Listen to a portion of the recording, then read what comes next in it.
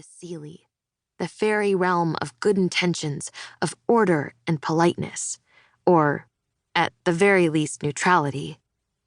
Pouches of herbed salt meant to ward off evil swing from the torches that keep the darkness at bay and paint the whole block in brilliant amber. I seriously doubt that the fairies of the Unseelie court will be scared off by what is essentially steak seasoning, but it's a nice thought. We squeeze past a man wearing an elaborate mask with goat horns curling around the back of his head. That's the other thing about the Revelnock celebrations here. Everyone is masked, and no one dares to utter their own name. For just this one night, fairies walk among us, and the less power they can claim over you, the safer you are. It's all fun and games for the fairies, whose visits to the mortal realm are usually limited to one human at a time in remote forest glens or moonlit crossroads. For changelings, the not-quite-human but definitely not fairy in-betweens, walking among mortals is less of a novelty. We grow up with humans, hated for being almost like them but not enough. Most of us find our way back to the fairy realms by adulthood. I've never felt that pull, though. My magic and I have what you could generously call a troubled history, and if Revelnox is the closest I ever get to the fairy realms, it'll be more than close enough. Also, and on a potentially unrelated note, it's my twin's 17th birthday. I can't exactly say that my twin and I have the same birthday, since I'm not sure if changelings even have birthdays. I don't think anyone actually knows where we come from.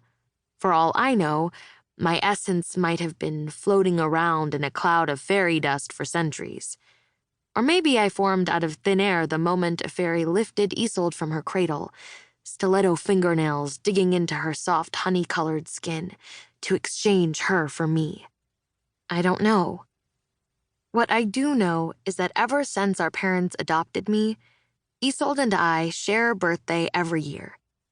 Back before it was just the two of us on the run, we always had a homemade cake and presents, and we would all sit outside in the grass and watch the stars come out. It was usually uncomfortable, near the end of summer when everything turns sickly sweet and starts to crumble. But that didn't matter.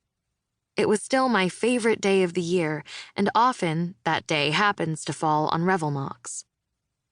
The man in the goat mask meets my eye, flashing white teeth at me before turning sharply and disappearing into the crowd of disguised faces. I shiver, clinging tighter to my sister's hand. "Too loud?" Isolde murmurs, pressing close to my side. She wears all black, as usual, from the tips of her scuffed boots to the roots of her glossy black hair. I shake my head. It is loud, but in a weird way, the overwhelming sensations are soothing. My boots feel more solid on the cobblestones, my body more real and alive than ever. Even the heat of all the bodies, the radiant glow of the fire, the last warm breezes of summer, makes me feel strangely at ease, instead of just sticky and miserable.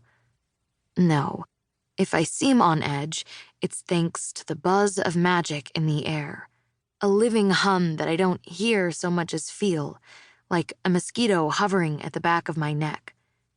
I don't think Isolde can sense it.